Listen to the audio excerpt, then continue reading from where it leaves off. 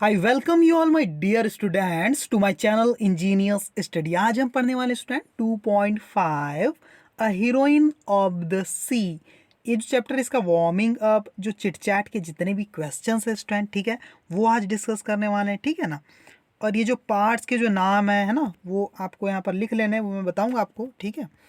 और कौन से क्वेश्चन डिस्कस करने वाले? Marginal question. मार्जिनल क्वेश्चन का मतलब क्या होता है? ये जो साइड में जो दिए होते हैं ना स्टूडेंट, इन सब क्वेश्चंस को भी आज हम डिस्कस करने वाले हैं, ठीक है स्टूडेंट। और बहुत ही इंपॉर्टेंट चीज़ क्या है, देखो, इसकी वर्कशॉप तो डिस्कस करेंगे ही, और लैंग्वेज स्टडी वाला जो पोर्शन है वो बहुत कॉन्सेप्चुअल है, उसे समझना बहुत ज़रूरी है ना। तो आखिरी में वो भी डिस्कस होगा, तो सारी वीडियो आपको देखनी शुरू से आखिरी तक, ठीक है। From the starting to the ending point तक सारी वीडियो आपको देखनी है। तो चलो अब हम चिट चैट के क्वेश्चन से स्टार्ट करते हैं। ओके, ठीक है स्टूडेंट, देख लेते हैं स्टूडेंट क्या क्या क्वेश्चन यहाँ पर दिए हुए हैं, जैसे कि आप देख पा रहे हैं ना। तो पहला क्वेश्चन है, डू यू लाइक करेजियस और coward people?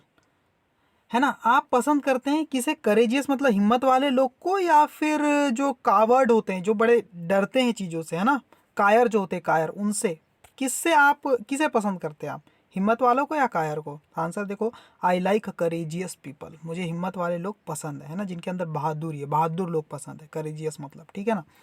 Why do you like courageous people? आप करेजियस पीपल को क्यों पसंद करते हैं? I like courageous people because they face all challenges and challenges make life lively. है ना, वो क्या करते हैं, सारे जो चैलेंजेस होते हैं, जो मुश्किल घड़ियाँ होती है ना, डिफ़िकल्टीज़ होती है, उसको क्या करते हैं, फेस करते हैं, उसका सामना करते हैं। एंड चैलेंजेस, जो डिफ़िकल्टीज़ होती है, मेक लाइफ लाइवली, वही ज़िंदगी को क्या बनाती है, ऊर्जावान बनाती है, लाइवली बनाती है, ठीक है स्टूडेंट, है ना। क्योंकि ज़िंदगी में अगर स्ट्रगल नहीं होगा तो क्या मतलब उस लाइफ का, ठीक है। आगे देखो, how can we boost our confidence and courage? ठीक है स्टूडेंट, यहाँ पर क्या बोला है, देखो, how can we boost our confidence and courage? अपने कॉन्फिडेंस को, अपने करेज को कैसे बूस्ट कर सकते हैं, बढ़ा सकते हैं, आत्मविश्वास को, अपनी हिम्मत को, ठीक है ना। तो देखो यहाँ पर क्या बोला है, we can boost our confidence and courage by trying to do difficult work. जो डिफ़िकल्ट वर्क होते हैं है ना, उसको करने की कोशिश करेंगे, और इस तरह से हमारा कॉन्फिडेंस और हमारा करेज क्या होगा, बूस्ट होगा, बढ़ जाएगा, ठीक है स्टूडेंट। आगे देख लेते क्या है, अकॉर्डिंग टू यू, है ना, who are more courageous, man और वुमन? कौन ज़्यादा करेजियस होता है, मैन या वुमेन? ठीक है, तो यहाँ पर क्या पूछा है स्टूडेंट कि कौन ज़्यादा करेजियस है, बहादुर होता है, मैन या वुमेन? आंसर देखो, according to me women are more courageous. है ना, तो आप अपने मन से कुछ भी लिख सकते हैं, वुमेन या मैन, या ठीक है ना, क्योंकि कोई एक ही को बोला है, मैन है या वुमेन है, ठीक है। व्हाट सिचुएशंस या बैकग्राउंड प्रोवाइड अस करेज? ऐसी कौन सी सिचुएशन है, या कैसा, ऐसा कौन सा बैकग्राउंड है, फैमिली बैकग्राउंड या जो भी परिस्थितियां हैं जो हमें प्रोवाइड करती करेज, जो हमें हिम्मत प्रदान करती, ठीक है ना, बहादुरी देती है? आंसर देखो, एडवर्स सिचुएशन प्रोवाइड अस करेज। जो एडवर्स सिचुएशन है, विपरीत परिस्थितियां, डिफिकल्ट सिचुएशन, वो क्या करती है, हमें हिम्मत प्रदान करती है ना। तो अब देखो क्या दिया है आपको, एक डायग्राम दिया हुआ है क्वेश्चन नंबर 1 में, है ना, और यहाँ ABCD ऐसा करके कुछ पार्ट्स के नाम भी लिखे हुए हैं। तो ये जो है स्टूडेंट, ये डायग्राम के आंसर है, तो आप क्या करना, आप लिख लीजिए, ठीक है। और ये सब होता क्या है, वो क्या होता है, बिंगल क्या होता है, बीम क्या होता है, पार्ट होल्स क्या होता है, एंकर क्या होता है, ये सारी चीज़ें आपके बुक में लिखी हुई है ना, पेज नंबर 45 में, ठीक है स्टूडेंट। तो उसको भी मैं थोड़ा सा एक्सप्लेन आपको कर देता हूँ, ठीक है। चलो, ये पहले आप इसको लिख लीजिए, ओके, ठीक है। चलो अब उसको थोड़ा एक्सप्लेन कर देता हूँ स्टूडेंट। यहाँ पर हम देख लेते हैं ये सब चीज़ें क्या होती है ना, एंकर क्या है, ठीक है, और जो भी है बीम वगैरह, है ना। देखो क्या है, एंकर क्या होता है, an inverted T shaped structure, है ना, ऐसा स्ट्रक्चर होता है, ऐसा टी शेप्ड, उल्टा उल्टा टी, है ना, इन्वर्टेड मतलब उल्टे टी शेप का स्ट्रक्चर होता है, ऑफ आयरन, आयरन का बना, to hold a ship on the spot, है ना, जहाँ पर शिप को रोकना है ना, वहाँ पर हम क्या करते हैं, इस एंकर को जमीन में ऐसा गाड़ देते हैं, फंसा देते हैं, जिससे शिप क्या है, इधर उधर नहीं जाता है, वहीं पर स्पॉट पे रुक जाता है, ठीक है स्टूडेंट। बीम क्या आता है, broadest part of a ship side to side, ठीक है, साइड टू साइड जो एक चौड़ा सा पार्ट होता है बीम, है ना, उसको बोलते हैं, ठीक है। आप यहाँ बीम को मैंने यहाँ बी से, जो देखो ये चीज़ है बीम, देखो स्टूडेंट, ये वाला जो है ना पोर्शन, ये है बीम, चौड़ा सा हिस्सा, ठीक है ना, ओके। तो डायग्राम में लिखा हुआ है, बस मैं इनका मीनिंग बता देता हूँ। बो क्या होता है, फ्रंट पार्ट को बोलते हैं बो। बिंगल या नील क्या होता है, बॉटम, जो निचला हिस्सा होता है शिप का, वो, है ना। ब्रिज या कॉकपिट या व्हील हाउस किसको बोलते हैं? व्हील हाउस का मतलब ही आपको समझ में आ रहा होगा, जो स्टीयरिंग होता है शिप का, ठीक है, उसको कंट्रोल करते हैं जो लोग, है ना, control cabin of a ship, जहाँ से पूरे शिप को कंट्रोल किया जाता है वो होता है, ठीक है ना। क्रोज नेस्ट, नेस्ट का मतलब तो घोंसला होता है स्टूडेंट। क्रो क्या होता है? Crow, crow crew, actually crew बोलते हैं ना, क्रू इसको बोलते हैं, उन लोगों को बोलते हैं, उन इंसान को जो शिप में काम करते हैं, शिप में जो वर्कर्स होते हैं उसको बोलते हैं क्रू, है ना। तो क्रू नेक्स्ट का मतलब क्या होता है? वो देख रेख करते हैं जजाब की। देखो मैं आपको बता रहा हूँ, ये यहाँ पर ये देखो इस टाइप का कुछ बना हुआ होता है हिस्सा, और यहाँ ऊंचे स्थानों पर कुछ लोग खड़े होते हैं और जो आसपास देखते हैं कि कहीं कुछ परिस्थिति आसपास विपरीत, कोई डिफिकल्ट सिचुएशन तो नहीं है ना, कोई चट्टान तो नहीं आ गई, कोई आइसबर्ग तो नहीं आ गया, है ना, बर्फ का टुकड़ा, तो कोई खतरा तो नहीं है, उसको यहाँ पर खड़े होकर वो ऑब्जर्व करते हैं, ठीक है स्टूडेंट। तो इसको क्या बोला जाता है? Crew nest. समझ में आ गया, है ना। टॉप मोस्ट पार्ट, है ना, post of a ship from where a sailor, जो सेलर होते हैं, जो नाविक लोग होते हैं, क्या होते हैं? कैन लुक आउट, वो बाहर देख रेख कर सकते हैं। हल क्या होता है?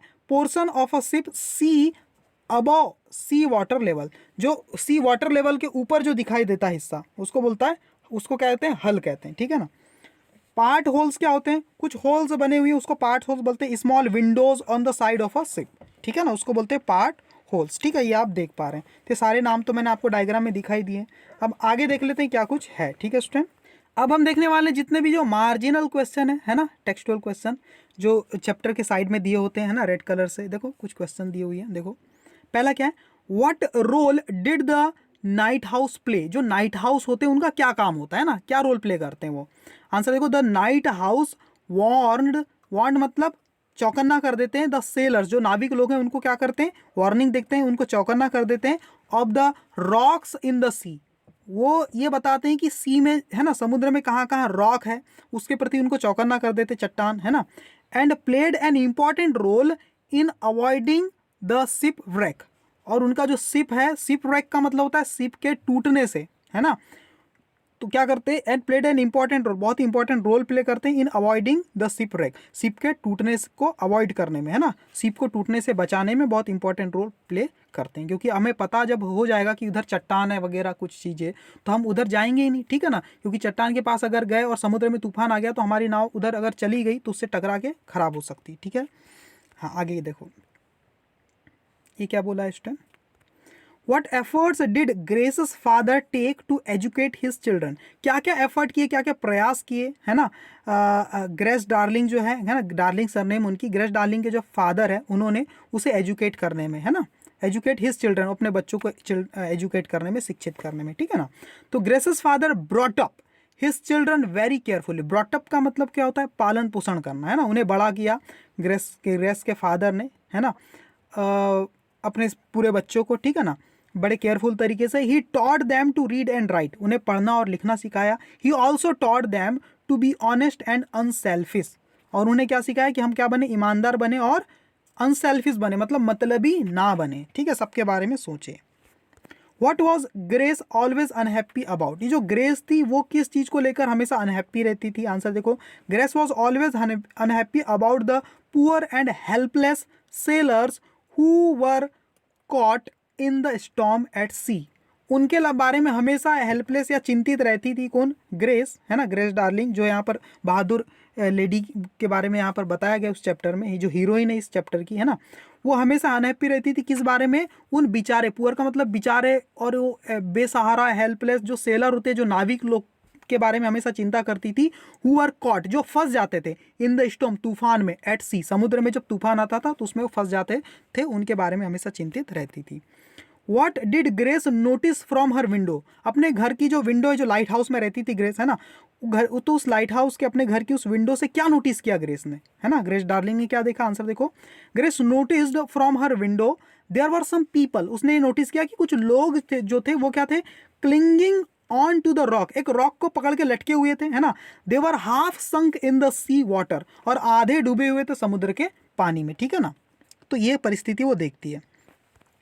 How did Grace and her father come to the rocks, कैसे जो ग्रेस है और उसके फादर है वापस उस रॉक तक आए? उन लटके हुए जो रॉक में फंसे हुए कुछ लोग थे, है ना, अपने आप को पकड़ के बचाए हुए थे, उन्हें बचाने के लिए, रेस्क्यू करने के लिए, निकालने के लिए वहाँ से, है ना, कैसे ग्रेस और उसके फादर वहाँ तक पहुँचे, रॉक तक? आंसर देखो, the journey from lighthouse to the rocks, उस लाइट हाउस से उस चट्टान तक पहुंचने की जो जर्नी थी वॉज फुल ऑफ डिफिकल्टीज, बहुत मुश्किल से भरी हुई थी। Due to the storm at the sea, क्योंकि समुद्र में जो तूफान आया था, है ना। The boat went up as high as hills, है ना। तो बोट ये क्या थी, एज हाई एज फिल्स का मतलब कभी ऊपर कभी नीचे हो जाती थी तूफानों की वजह से समुद्र में, है ना। And when it came down it was thrown into the deep valley between the high water. तो जब ये नीचे जाती थी तो ऐसा लग रहा था कि बिल्कुल गहराई में चली गई वाटर के बीच में, है ना। It was very difficult to row, बड़ा डिफिकल्ट था। रो का मतलब होता है नाव को चलाना, है ना। द बोट, है ना, बोट को चलाना बड़ा डिफिकल्ट था ऑन सच सर्कमस्टांसेस मतलब उस कंडीशन में, उस परिस्थिति में। But grace and her father, लेकिन ग्रेस और उसके फादर ने क्या किया, यूज्ड ऑल देयर स्ट्रेंथ, अपनी पूरी ताकत को इस्तेमाल किया, and reach the rocks little bye little, और धीरे धीरे करके उस रॉक तक पहुंच गए, ठीक है। लिटिल बाय लिटिल मतलब धीरे धीरे करके।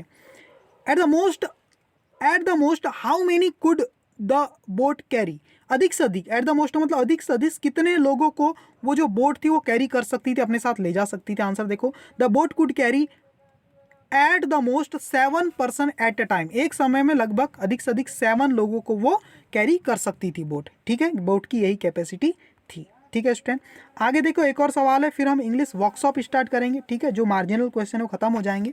क्या है, how did the darling family become famous, ये जो डार्लिंग फैमिली थी ये फेमस कैसे हो गई स्टूडेंट। आंसर देखो, when the rescue passengers after several days return to their homes in England, जब इंग्लैंड में अपने घरों में जब ये निकाले गए, बचाए गए जो पैसेंजर थे उस तूफान से जिनको बचाया गया, जब वो आफ्टर सेवरल डेज, जब काफ़ी दिनों के बाद वो वापस गए अपने घरों में इंग्लैंड के, तो they told their family and friends, उन्होंने बताया अपने फैमिली को और फ्रेंड्स को कि हाउ द ब्रेव गर्ल, कि कैसे उस बहादुर लड़की ने एंड हर फादर, उसके फादर ने हैड रेस्क्यूड देम। रेस्क्यू का मतलब होता है बचा कर निकालना, है ना। तो उनको कैसे रेस्क्यू किया, बचाया, वहां से निकाला। The news reach the news papers, और ये न्यूज़ जो थी वो न्यूज़पेपर तक पहुंच गई। एंड सुन, और जल्द ही डार्लिंग फैमिली बिकेम फेमस, ये जो डार्लिंग फैमिली है वो क्या हो गई, फेमस हो गई, ठीक है स्टूडेंट। आगे देखते हैं अब इंग्लिश वर्कशॉप। इंग्लिश वर्कशॉप देख लेते हैं स्टूडेंट, है ना। इंग्लिश वर्कशॉप में क्या है, देखो पहला क्वेश्चन क्या है, देखो find from the story the antonyms of, आपको एंटोनेम निकालना है स्टूडेंट, है ना।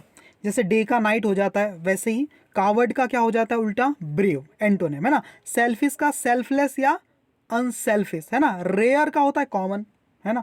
फॉरगॉट को रिमेंबर्ड, केयरलेसली का केयरफुली, हैप्पी का उल्टा होता है सैड या अनहैप्पी, एनिमीज का होता है फ्रेंड, डिसअग्रीड का होता है अग्रीड, ठीक है। वैसे ही सेकंड क्वेश्चन क्या बोला है, pick out words from the story, make a list of 8 words related to the sea travel, ठीक है ना।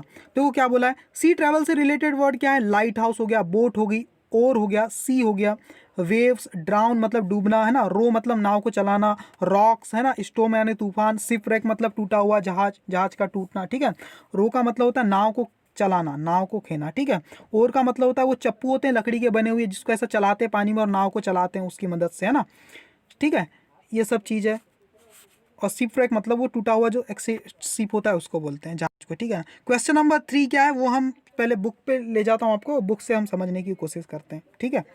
एक मिनट, अब क्वेश्चन नंबर 3 देख लेते स्टूडेंट, क्या बोला है देखो। अभी हमने 2 क्वेश्चन भी देखा, सेकंड क्वेश्चन भी देख लिया, ठीक है, वो सब हमने एंटोनिम भी देख लिया। अब 3 क्वेश्चन पहले समझ लेते हैं क्वेश्चन को, फिर आंसर की तरफ बढ़ेंगे, है ना। क्या बोला है, राइट एनी 2 डायलॉग्स, डायलॉग्स मतलब बातचीत, 2 लोगों की 3 लोगों के बीच की जो बातचीत होती है उसको बोलते हैं dialogue.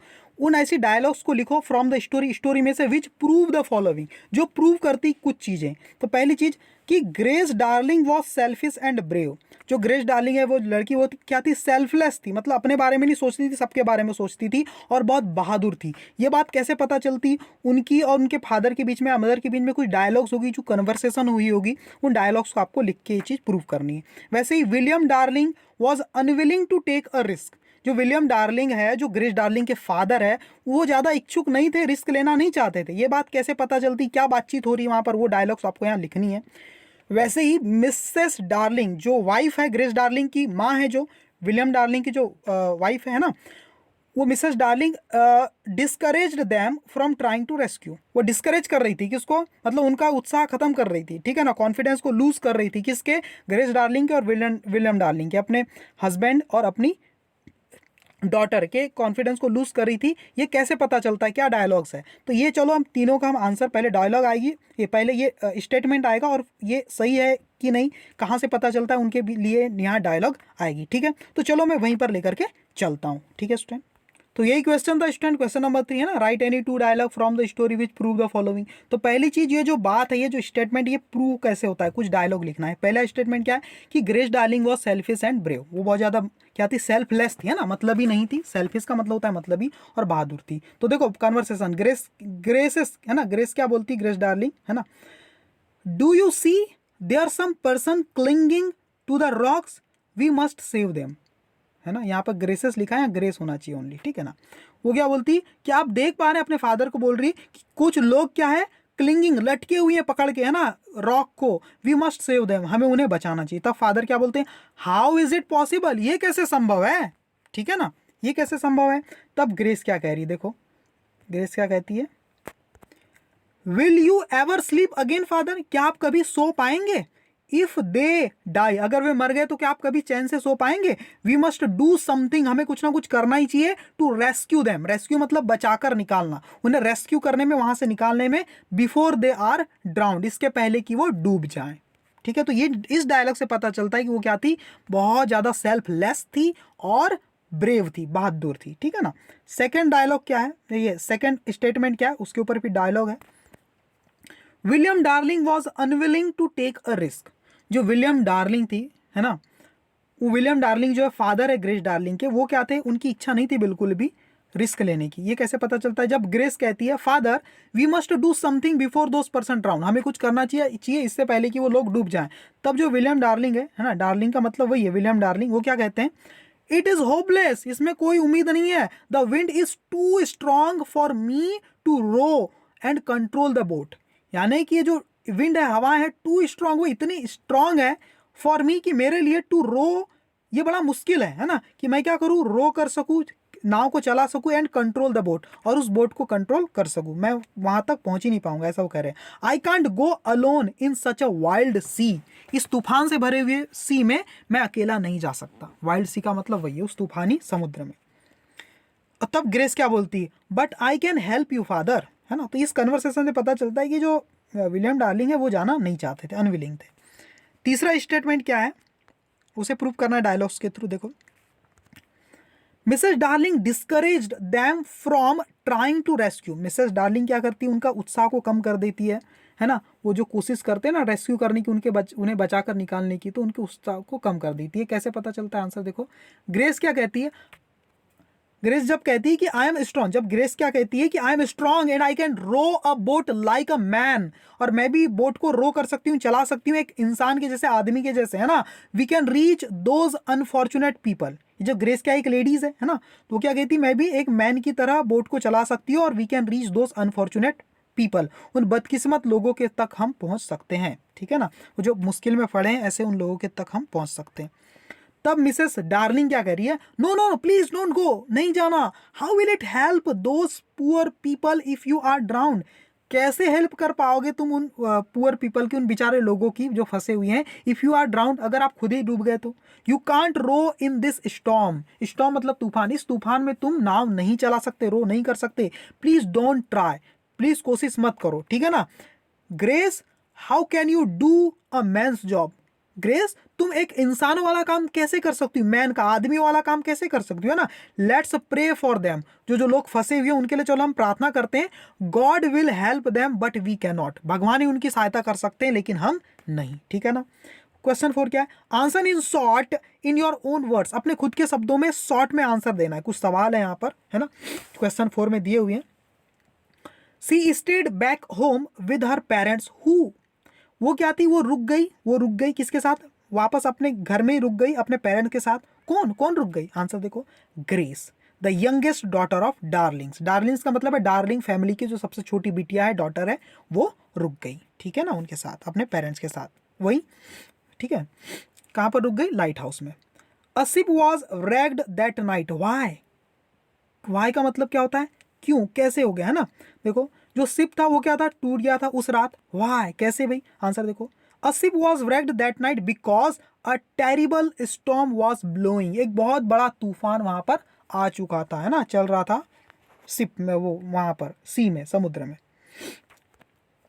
9 men and women did not drown. Why not? क्यों नहीं? जो 9 आदमी थे और जो वुमेन थे, 9 men and women, दोनों मिला के जो 9 थे मैन और वुमेन, डिड नॉट ड्राउन, वो नहीं डूबे। वाई नॉट, क्यों नहीं डूबे? आंसर देखो, because they were able to climb on to a rock, क्योंकि वो क्या थे, रॉक के ऊपर चढ़ने में, क्लाइंब करने में सक्षम थे। वो चढ़ गए और खुद को वहां पर लटक के बचा लिया कुछ देर के लिए, और फिर बाद में इन लोगों ने निकाल लिया, ग्रेस लोगों ने। तो ग्रेस सैड, देखो फोर्थ स्टेटमेंट क्या है, Grace said she would help her father to rescue. Grace कहती है कि सी वुड हेल्प हर, कि वो हेल्प करेगी उन लोगों की, फंसे हुए लोगों की, नहीं सॉरी, तो ग्रेस सैड, ग्रेस ने कहा सी वुड हेल्प हर फादर, कि वो अपने पापा की हेल्प करेगी, फादर की, टू रेस्क्यू, उन्हें बचाने में, है ना। हाउ, कैसे, कैसे हेल्प करेगी? Answer, she would help her father to rescue by rowing the boat to the rock. Rowing का मतलब होता है चलाना, नाव को चलाने को बोलते हैं रोइंग, है ना। कार को चलाने को क्या बोलते हैं स्टूडेंट? ड्राइविंग। बाइक को चलाने को क्या बोलते हैं? राइडिंग। वैसे ही नाव को चलाने को क्या बोलते हैं? रोइंग, ठीक है ना। तो she would help her father to rescue by rowing the boat to the rock. नाव को चलाकर, बोट को रॉक तक चला करके, है ना, रो करके वो हेल्प करेगी फादर की, क्योंकि फादर नहीं चला पा रहे थे, वो बोल रहे थे ऐसा ही। Fifth, using all their strength to row they came there. अपनी पूरी स्ट्रेंथ को यूज किया उन्होंने नाव को चलाने में, और वे पहुंच गए वहां पर। कहाँ पहुंच गए? वेयर, कहाँ पहुंच गए? आंसर देखो, they came close to the rock, वो रॉक के पास तक पहुंच गए। क्वेश्चन फिफ्थ क्या है? How can you as a young student, है ना। क्वेश्चन फिफ्थ देखना, समझना इस चीज को, है ना। कुछ ब्लैंक स्पेस दिए हुए हैं क्वेश्चन फिफ्थ के बाद ऐसे, तो वही ब्लैंक स्पेस में यहाँ पर 5 पॉइंट लिखना था, वो लिखे हुए हैं, और ये कुछ फ्लो चार्ट जो खाली था उसको भी यहाँ पर भरा हुआ है, तो ये पूरा आंसर है आपके सामने, ठीक है। क्या बोला है? How can you as a young student, कैसे आप एक यंग स्टूडेंट के रूप में help people in a terrible road accident, एक टेरिबल, बहुत खतरनाक रोड एक्सीडेंट में आप कैसे हेल्प कर सकते हैं, है ना। आप यंग स्टूडेंट है तो लोगों की, write 5 type of action you can take, तो कौन कौन से 5 एक्शन आप ले सकते हैं, है उसके बारे में लिखो जब आपके सामने एक्सीडेंट हो जाए। तो आंसर यहाँ से स्टार्ट हो जाता है आपका, क्या देखो, इन्फॉर्म द पुलिस। तो पहला एक्शन हम क्या लेंगे कि इन्फॉर्म कर देंगे पुलिस को। दूसरा है जो ब्लैंक स्पेस उसमें लिखना है आपको, कॉल फॉर द एम्बुलेंस, हम एम्बुलेंस को फोन करेंगे, पुलिस को, एम्बुलेंस को, है ना। Take away the persons caught in the accident, take away मतलब थोड़ा सा दूर हटा देंगे उन लोगों को जो एक्सीडेंट से जख्मी हो गए, ना। Catch, caught in the accident मतलब जो एक्सीडेंट में चोटिल हो गए। Provide first aid to the injured, first aid का मतलब क्या होता है? प्रारंभिक उपचार, है ना। मलम पट्टी करना, डेटॉल लगाना, ये सब, पानी वानी पिलाना, ये सारी चीजें हम करेंगे, है ना। टू द इंजर्ड, जो चोटिल लोग हैं उनको। Admit the injured in the near by hospital, और पास में जो, सबसे पास में जो हॉस्पिटल होगा वहां एडमिट कर देंगे। अब ये जो फ्लो चार्ट को आपको फिल करना है, ये जो ब्लैंक स्पेस यहाँ फिल हो गए ऑलरेडी, है ना, आप लोग के लिए। How will you help the people who meet with an accident, कैसे हेल्प करोगे आप उन लोगों की जो एक्सीडेंट में चोटिल हो गए, है ना। मीट विद द एक्सीडेंट का मतलब क्या होता है? एक्सीडेंट में क्या हो गए? वाउंड हो गए, है ना, चोटिल हो गए। आंसर देखो, सबसे पहले इन्फॉर्म हाईवे पुलिस, है ना। Call for ambulance, admit the injured in nearby hospital, contact family member of the injured, provide first aid, take out the injured persons, है ना, उन्हें दूर खींच लेंगे, वहां से हटा लेंगे, ठीक है। अब अगला क्वेश्चन आता है 6 नंबर का। यहाँ 2 क्वेश्चन है लेकिन यहाँ एक ही का आंसर है, एक का नहीं है। देखो क्या है, थिंग्स टू डू, ठीक है। Describe the life of family who lives in lighthouse, वो जो परिवार होते हैं जो लाइट हाउस में रहते हैं उनकी जिंदगी कैसी होती है, उनकी लाइफ कैसी होती है, उसे आपको डिस्क्राइब करना है, ठीक है। कैसी लाइफ होती है उनकी, ये तो बुक से भी लिख सकते हो। देखो, the life that lives in the lighthouses has to live a lonely and isolated life. The family that lives, जो रहती है, जो फैमिली जो रहती है, कहाँ पर रहती है? लाइट हाउस में। हैज टू लिव, उन्हें जीना पड़ता है, अ लोनली एंड आइसोलेटेड लाइफ, एक अकेली और बिल्कुल आइसोलेटेड मतलब हट के, भीड़ भाड़ से हटके एकदम लाइफ जीना पड़ता है। The family has to live far away from cities and town, जो फैमिली है उन्हें कहाँ पर रहना पड़ता है? काफी दूर, कहाँ से? सिटी से और टाउन से दूर उन्हें रहना पड़ता है। The family members do not have any social life, उनकी कोई सोशल लाइफ नहीं होती फैमिली मेंबर्स की जो लाइट हाउस में रहते हैं ना। सोशल लाइफ मतलब लोगों के बीच उनकी कोई जिंदगी नहीं रहती, सामाजिक जिंदगी नहीं रहती है, ठीक है ना। They are cut off from the world, वो दुनिया से बिल्कुल कटे हुए रहते हैं, अलग से अलग रहते हैं। They have the company of the sea and the sound of the waves. उनके साथ सिर्फ क्या होता है, समुद्र होता है, और जो समुद्र में जो वेव्स का जो साउंड निकलता है वही उनके साथ होते हैं। In a way the life in lighthouses is dull, inactive and mundane. Mundane मतलब अकेली सुनसान। जो लाइफ होती है स्टूडेंट लाइट हाउस की वो काफ़ी डल होती, बोरिंग होती, इनएक्टिव होती, ज़्यादा एक्टिव कुछ नहीं होता, एंड मंडेन होती। मंडेन मतलब वही बोरिंग, ठीक है। क्वेश्चन 6 का सेकंड क्वेश्चन क्या था, देखो सेकंड क्वेश्चन 6 का यहाँ एक ही दिया हुआ है और एक क्वेश्चन है, चलो वहां पर मैं लेकर के चलता हूं आपको। देखो सेकंड क्वेश्चन क्या, rewrite the story in your medium of instructions. Medium of instruction मतलब अपने शब्दों में। इस स्टोरी को आपने पढ़ लिया, समझ गए, अब अपने शब्दों में लिखने की कोशिश करनी है, ठीक है स्टूडेंट, इसी स्टोरी को, ठीक है। क्वेश्चन नंबर 7 क्या है, discuss in group and right about the life of grace using following guidelines, ठीक है। तो ग्रेस थी जो है ना, उनकी लाइफ कैसी थी, उनकी जिंदगी के बारे में आपको लिखना है। कौन कौन से पॉइंट को ध्यान में रखना है कि सपोर्ट फ्रॉम पेरेंट, किस तरह से उसने पेरेंट्स को सपोर्ट किया, हर हेल्पिंग नेचर, उनका हेल्पिंग नेचर क्या था, उनकी ब्रेवरी एक्ट, बहादुरी भरे कार्य क्या थे है ना, the challenge she had in the light house, कौन कौन से चैलेंज थी, मुश्किलें थे जो उन्हें मतलब फेस करनी पड़ रही थी लाइट हाउस में, उनके एजुकेशन के बारे में, प्लेस ऑफ लिविंग वो कहाँ रहती थी, हाउ सी फाइनली रिवॉर्डेड, उन्हें कैसे इनाम दिया गया, रिवॉर्ड मिला, ये सारे पॉइंट को कवर करते आपको ग्रेस की लाइफ को लिखना है, ठीक है स्टूडेंट। तो चलो कैसे हम लिख सकते हैं वो मैं आपको बता देता हूँ, है ना, आंसर की तरफ चलते हैं। देखो ग्रेस की लाइफ क्या थी, ये पूरे पॉइंट है, इन्हीं पॉइंट के आधार पर आपको लिखना है, तो ये लिखा हुआ है देखो, ठीक है। ग्रेस's लाइफ है ना, Grace lived in lighthouse at different places. She lived with her parents and brothers and sisters. Grace was the youngest of all. सबसे छोटी थी सब में से ना. It was a lonely and isolated life far from any town of or village. काफ़ी अलग रहते थे टाउन और विलेज से हट के, है ना. She was given education by her father. Father के द्वारा उन्हें एजुकेटेड किया गया. She was brought up. उन्हें बड़ा किया गया by her parents. ठीक है ना.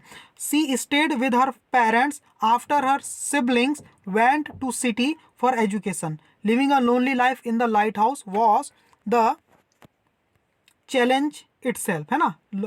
अकेली लाइफ जीना लाइट हाउस में वो भी एक चैलेंज ही था, है ना. Grace was a strong girl, काफ़ी स्ट्रॉन्ग गर्ल थी. She was very sensitive and unselfish, बहुत सेंसिटिव थी और अनसेल्फिश थी, है ना. She felt sad to see others in sorrow, जब दूसरों को देखती थी दुख में तो बहुत सैड फील करती थी. तो ये सारी चीज़ यहाँ पर लिखी हुई है, आप इसे समझ सकते हैं पढ़ के, ठीक है. इतना मीनिंग निकालना तो आपको आना ही चाहिए, ठीक है ना. अब चैप्टर ये क्वेश्चन नंबर 8 क्या बोल रहा है स्टूडेंट, देखो क्वेश्चन नंबर 8 क्या है. I imagine you have read in the news about how Grace Darling's courage saved some shipwrecked people, है ना.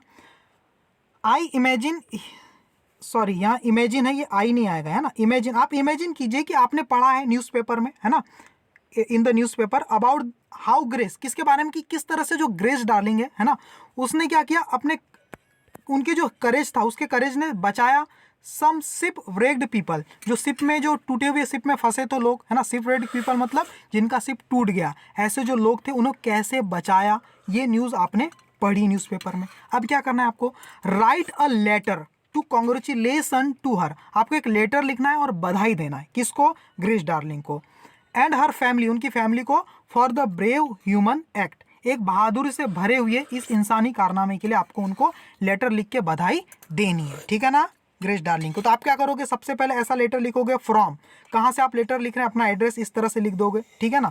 फिर टू से स्टार्ट करोगे, किसको लेटर लिख रहे हो, to Grace Darling, Longstone lighthouse London, ये आपने एड्रेस ऐसा डाल दिया, ठीक है स्टूडेंट. आगे देख लेते हैं क्या है. आगे देखो स्टूडेंट क्या है, dear Grace, I happen to read the news about you your act of bravery, मुझे मौका मिला पढ़ने का आपके इस बहादुरी से भरे कारनामे को, in the London Times yesterday, एक न्यूज़पेपर लंदन टाइम्स वहाँ पर यस्टरडे कल, है ना. And was very much impressed by it, और हम क्या थे, बहुत ज़्यादा इम्प्रेस थे इससे. It was certainly an act of sheer bravery, ये सिर्फ और सिर्फ ब्रेवरी से भरा हुआ पूरा काम था, है ना. टू रो अ बोट, है ना, टू रो मतलब चलाना एक बोट, है ना, इन फियर्स स्टॉर्म, एक तूफान में, फॉर 1 माइल, 1 मील तक, है ना, टू सेव सम अननोन और स्ट्रेंजर पैसेंजर, किसी अननोन और अजनबी लोगों को बचाना, is not an ordinary work, ये कोई मामूली काम नहीं है ना. It requires tremendous courage to risk your own life to save others. Tremendous, बहुत ज़्यादा हिम्मत की जरूरत पड़ती है ना, to risk your own life, अपनी पूरी जिंदगी को रिस्क में डालकर टू सेव अदर्स, दूसरों को बचाना, ये बहुत ही क्या है, ट्रेमेंडस करेज की बात है, बहुत ज़्यादा हिम्मत की बात है। For this unselfish noble and human act of bravery, आपका जो अनसेल्फिश है, सेल्फिश, नोबल और ह्यूमन एक्ट जो है, ब्रेवरी, बहादुरी से भरा हुआ जो एक्ट है, you deserve all the awards, आपको सारे अवार्ड मिलने चाहिए बहादुरी के लिए जो दिए जाते हैं। So accept my congratulations for this extraordinary courage displays by you. तो मेरी इस कॉन्ग्रेचुलेशन को आप क्या करो, एक्सेप्ट करो, मेरी इस बधाई को, है ना, जो आपने करेज दिखाया उसके लिए, ठीक है। और आगे कुछ और लिखा हुआ है, ये भी आप पढ़ लीजिएगा। और आखिरी में आप क्या लिख दीजिएगा, योर एडमायरर, आपका तारीफ करने वाला, और अपना नाम यहाँ पर लिख दीजिएगा, ठीक है। आप इसे पढ़ लीजिए। अब बहुत ही इंपॉर्टेंट चीज़ है, वो है लैंग्वेज स्टडी, ठीक है, उसे हम खत्म कर लेते हैं स्टूडेंट। देखो लैंग्वेज स्टडी वाला जो पोर्शन स्टूडेंट, ये बहुत ही इंपॉर्टेंट है, कॉन्सेप्ट से भरा हुआ है, इसमें कुछ भी याद नहीं करना है, ठीक है स्टूडेंट। देखो क्या है, हर चीज़ का लॉजिक बताता हूँ आपको। क्वेश्चन टैग, आपको सही क्वेश्चन टैग यहाँ पर फिल करना है। क्वेश्चन टैग के दो फॉर्मूले होते हैं। क्या फॉर्मूले होते हैं, देख लो स्टूडेंट। सबसे पहले लिखते हैं हम क्या, हेल्पिंग वर्ब, ठीक है, क्या लिखते हैं, हेल्पिंग वर्ब। फिर क्या लिखते हैं स्टूडेंट, नॉट। फिर क्या लिखते हैं स्टूडेंट, सब्जेक्ट। और फिर क्या लगा देते हैं, और सब्जेक्ट कैसा होना चाहिए, कौन से फॉर्म में होना चाहिए आपका सब्जेक्ट, प्रोनाउन के फॉर्म में होना चाहिए। कौन से फॉर्म में, प्रोनाउन की फॉर्म में होना चाहिए आपका सब्जेक्ट। और फिर हम लगा देते हैं क्वेश्चन मार्क, खत्म। ये होता है क्वेश्चन टैग का फॉर्मूला। तो आप, मैंने तो दो फार्मूले बताए, यहाँ तो एक ही लिखा हुआ है।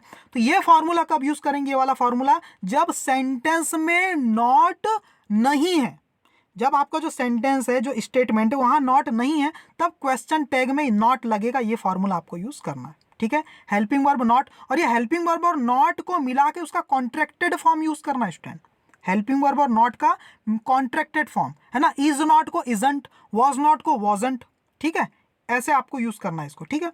और फिर सब्जेक्ट, उसका प्रोनाउन फॉर्म, जैसे राम है तो ही लिख देंगे, सीता है तो सी लिख देंगे, राम एंड श्याम है, ज्यादा लोग हैं तो दे लिख देंगे, ऐसा प्रोनाउन वाली फॉर्म यूज करना है। और फिर लगा देना क्वेश्चन मार्क, ठीक है।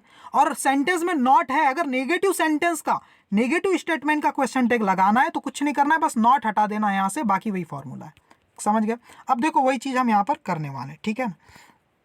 Choose the correct question tag from the alternatives, ठीक है, करेक्ट क्वेश्चन टैग आपको चूज करना है। पहला क्या है, she was only a little women, वो क्या थी, ओनली अ लिटिल विमन, वो एक छोटी सी महिला थी, ठीक है नहीं। तो देखो क्वेश्चन टैग में क्या करते हैं, हम छोटा सा सवाल पूछ लेते हैं उसके बाद, है ना, ताकि सामने वाले की सहमति भी हमें मिल जाए, है कि नहीं। जैसे मैं आपको बोल रहा हूँ ये रूम बड़ा अच्छा है ना, देखो तो है ना, क्या है ये, है ना ही तो एक क्वेश्चन टैग है। तो इंग्लिश में ऐसी क्वेश्चन टैग हम लगाते हैं। तो she was only a little woman, तो क्वेश्चन टैग क्या आएगा, सबसे पहले क्या बताया, हेल्पिंग वर्ब, हेल्पिंग वर्ब क्या है, वॉज।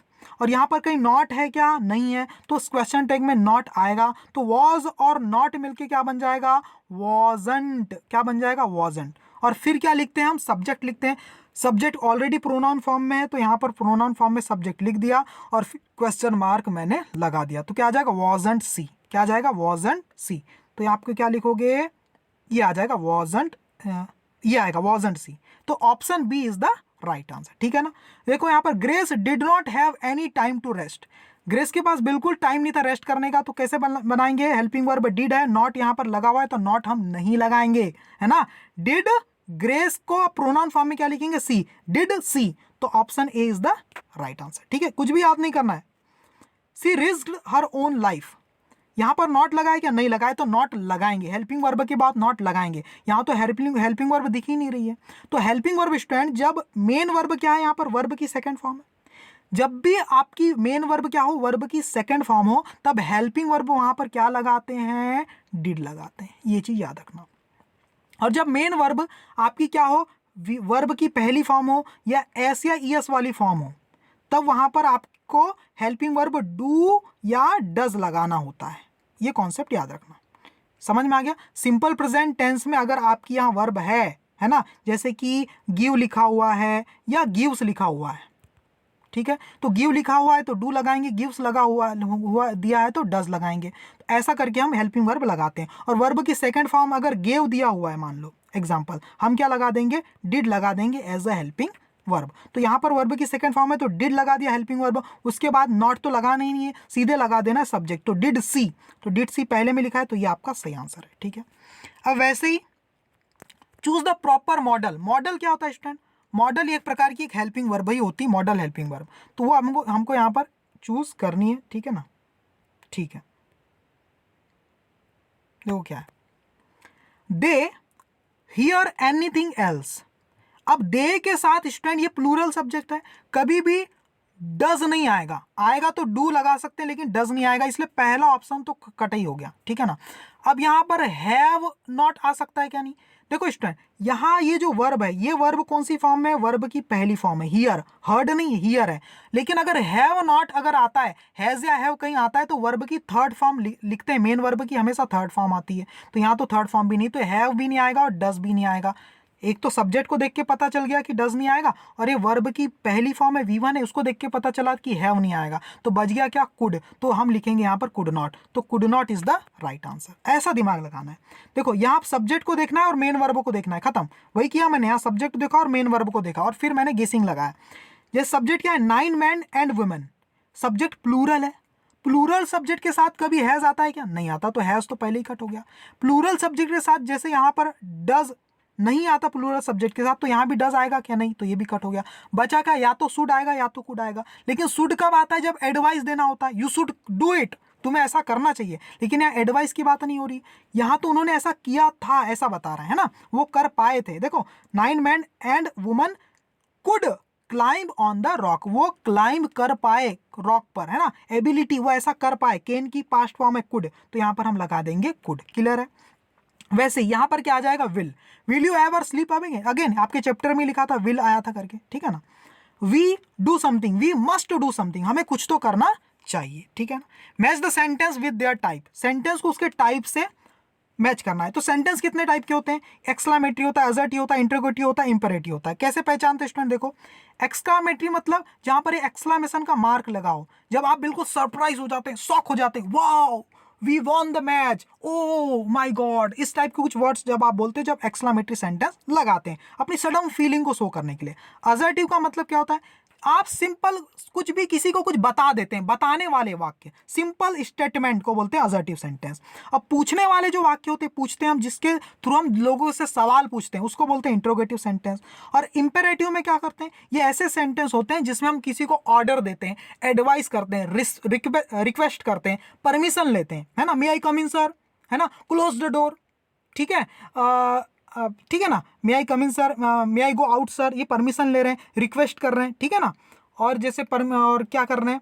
ऑर्डर दे रहे हैं, है ना, sit down, stand up, close the window. इस टाइप की सिचुएशन में ऑर्डर, एडवाइस, रिक्वेस्ट के केस में इंपेरेटिव सेंटेंस होता है वो। ठीक है ना, इसमें भी फुल स्टॉप ही लगता है आखिरी में। तो यहां पर क्या है? पहला सेंटेंस डोंट ट्राई, ये क्या है? Imperative sentence. क्यों? आप कोशिश मत करो, डोंट ट्राई, कोशिश मत करो। देखो वर्ब की पहली फॉर्म से जब सेंटेंस स्टार्ट होता है ना स्टूडेंट, वो उसमें हमेशा हम क्या देते हैं? ऑर्डर देते हैं या एडवाइस देते हैं, ऑर्डर देते हैं। तो डोंट ट्राई मतलब ऑर्डर दिया, मतलब ये क्या है? Imperative sentence. तो पहला ए क्या है आपका? Imperative sentence. सेकंड क्या है? Will you ever sleep again, ये तो बहुत ही आसान है, आखिरी में क्वेश्चन मार्क है, इसका मतलब ही क्या है? ये इंट्रोगेटिव सेंटेंस है, बी वाला। ठीक है ना।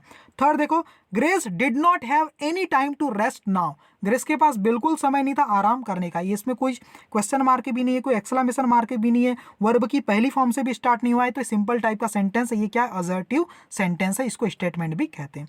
लास्ट क्या? नो नो सी एक्सक्लेम्ड मतलब उसने चिल्लाया, नहीं नहीं। तो यहां पर क्या? एक्सक्लेमेशन मार्क भी लगा हुआ है, इसका मतलब क्या? ये आपका एक्सक्लेमेटरी सेंटेंस। क्लियर है? तो आज की एक्सरसाइज कैसी लगी स्टूडेंट? मैंने लॉजिक बताया, इसके पीछे वो कैसे लगे, प्लीज कमेंट करके मुझे बताना कि लेक्चर आपको कैसा लगा। Thank you very much my dear student for watching my video. Okay.